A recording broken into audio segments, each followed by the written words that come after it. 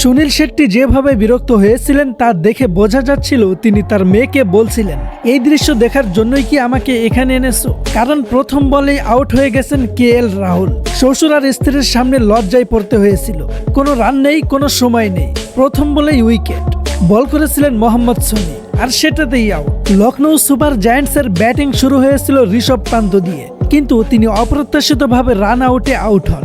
বল বোলারের হাতে লেগে যাওয়ায় দলকে খারাপ শুরুর মুখোমুখি হতে হয়। এরপর এইডেন মাকরাম, লিকোনাস সুপার সবার ব্যর্থতার কারণে শেষ পর্যন্ত মাত্র 141 রানে অল আউট হয় লখনৌ।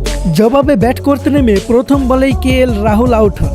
এরপর দ্রুত আরও 4 উইকেট হারায় দিল্লি ক্যাপিটালস। অধিনায়ক অক্ষর প্যাটেল আউট হলে মাত্র 26 রানের মধ্যে 4 উইকেট চলে যায়। গ্যালারিতে তখন লখনৌর মালিক সঞ্জু গোয়েঙ্কা খুশি, কিন্তু এরপর উইকেটে আসেন ক্রিস্টান স্টাবস ও শাইন হোপ। তারা ধীরে ধীরে ম্যাচের নিয়ন্ত্রণ নেন।